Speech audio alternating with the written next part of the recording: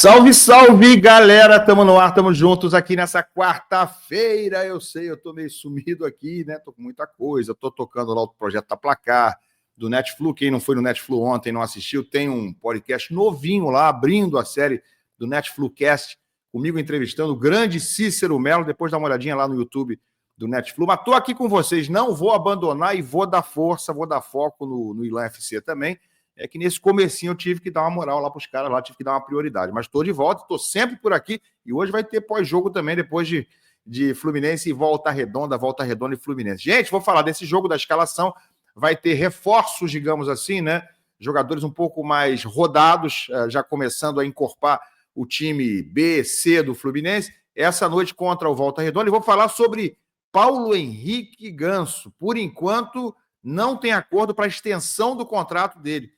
O Ganso ainda tem contrato, mas o Fluminense estava querendo fazer uma extensão, uma renovação. Vou contar essa história para vocês a partir de agora. Bora!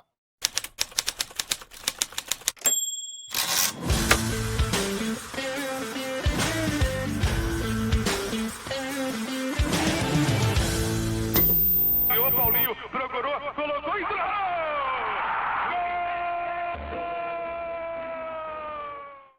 É tapete Grená para você aqui no canal Ilan FC. Se você ainda não é inscrito, se inscreve, tá? Estamos aí pertinho agora, faltam poucos, sei lá, algumas centenas só para chegar a 60 mil inscritos. É de graça, assim como like. Like e inscrição me ajudam demais. Dá essa moral aqui para mim. Muito obrigado a todos vocês. Rapaziada, começar falando de copinha, né? Fluminense classificou para as oitavas de final, vencendo o Água Santa por 1-0. Até o momento, 5 jogos na copinha, nessa de 2025. 5 vitórias. Fluminense nem empatou. E só tomou um golzinho na primeira rodada. Está 4 jogos sem levar gol. Venceu de novo 1-0 e com 1 a menos desde lá, meio ali do primeiro tempo, o Fluminense estava com um jogador expulso. Mas o lance que chamou a atenção nessa vitória por 1-0 foi esse aqui. Eu vou botar na tela para vocês. Olha o que fez o zagueiro, o Loyola. Eu sei que está isso aí viralizado, você já pode ter visto, mas vamos comentar. Olha o que fez o Loyola do Fluminense, já ali aos 37 minutos do segundo tempo, numa arrancada que ele deu, olha a provocada que ele dá no zagueiro do Água Santa e provoca com isso a expulsão do zagueiro do Água Santa e aí igualou 10 contra 10. Dá uma olhadinha, olha esse lance.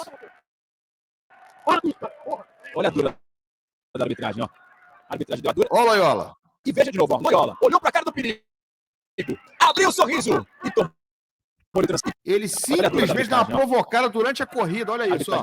E veja de novo, ó. Loyola olhou pra cara do perigo, abriu o sorriso e tomou de trança-pé.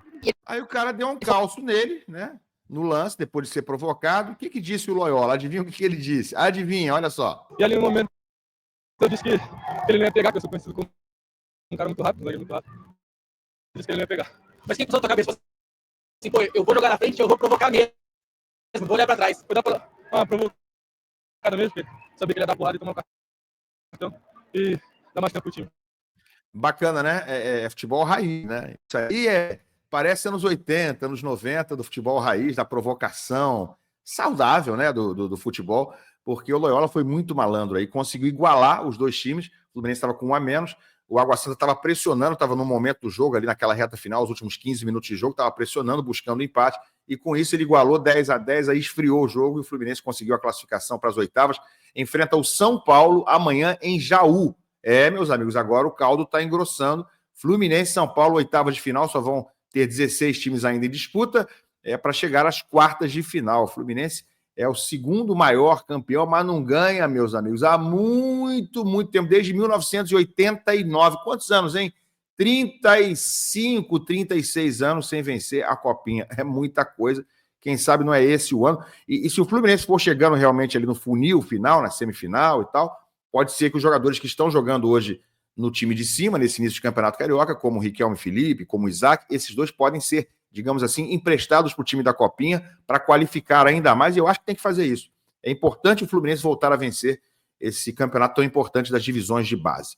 Gente, vamos falar um pouquinho sobre o jogo de hoje à noite. O Fluminense pega o Volta Redonda, 9h30 da noite, segunda rodada lá no Raulino de Oliveira e possivelmente com reforços, tá? Porque o primeiro time que empatou com o Sampaio Corrêa, um time muito, digamos assim, desfigurado, né? Apenas com as atrações de ter o Riquelme Felipe e o Isaac, que eu já citei, como jogadores que estão aí despontando, vindo do Sub-17 e que podem brilhar esse ano no time de cima. Mas tirando isso, né, ficou um time bem morno, um time com poucas atrações, apenas também com a estreia do Paulo Baia, que fez uma atuação até, na minha opinião, mediana, aceitável, razoável para o primeiro jogo. Paulo Baia deve ser titular novamente, mas o Mano Menezes hoje deve ter alguns reforços já do time mais cascudo. Guga, Ignacio que não joga há bastante tempo, fez uma artroscopia no ano passado, ainda não tinha jogado na volta, né? O Lelê, a princípio, ainda não vai ter condições, mas pode ser uma surpresa também na hora do jogo. Mas Ignacio deve ser aproveitado, não se sabe ainda se como titular. Guga voltando também, né, para ocupar a lateral direita. O Fluminense teve que improvisar o Felipe Andrade na lateral direita no último jogo, porque não tinha lateral.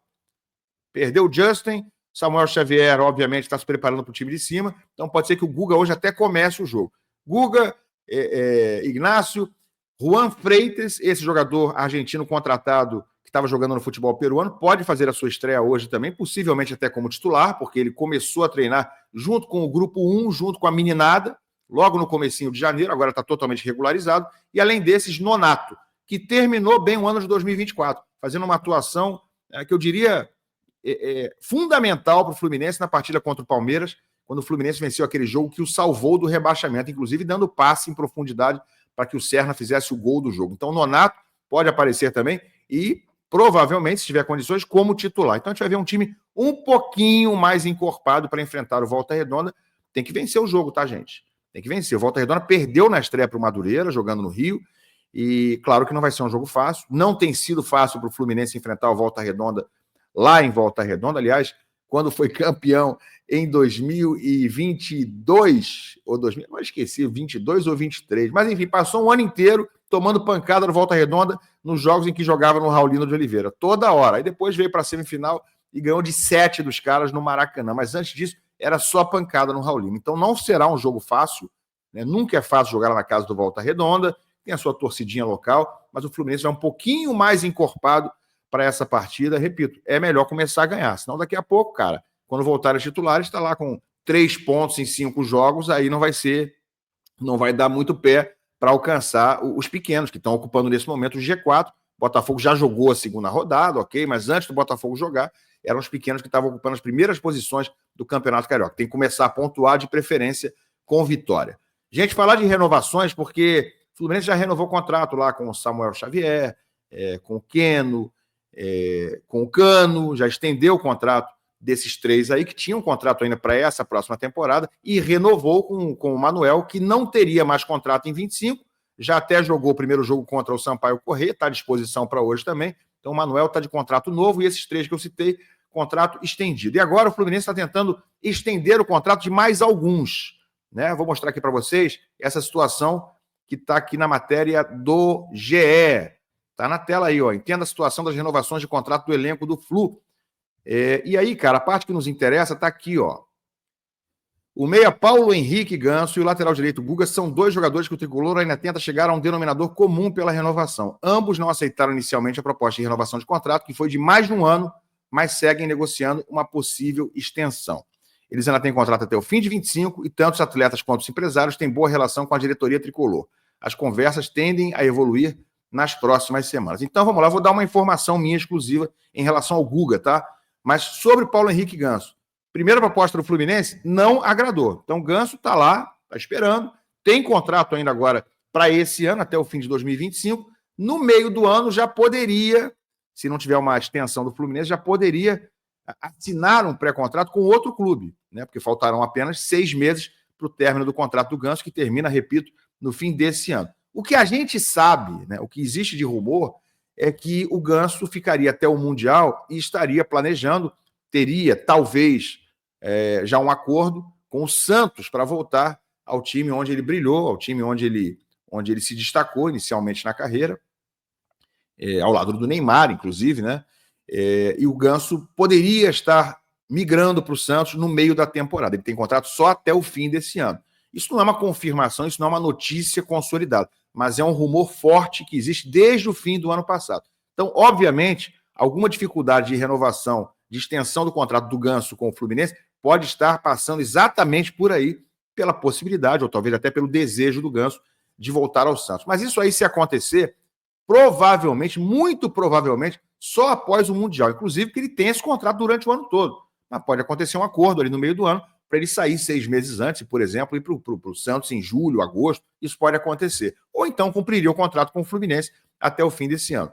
Mas o Flu está tentando a extensão para que ele jogue ainda em 2026. Minha opinião, eu acho que o Ganso tem ainda uma lenhazinha para queimar, mas já teve um ano de 2024 de altos e baixos, né? Inclusive físicos e clínicos. Terminou, né, sem conseguir jogar direito, estava com dor lombar, saiu de 2 jogos e tal. Então o Ganso já não está nada inteiro, né, para a gente falar da parte física. Tecnicamente, ele vai continuar sendo um jogador muito diferenciado e que faz muitas vezes acrescenta um toque diferente, um toque especial, muitas vezes até acaba sendo decisivo para uma vitória do Fluminense. Mas eu tenho muita dúvida sobre a condição física da continuação dessa carreira do Ganso em alto nível e principalmente para 2026.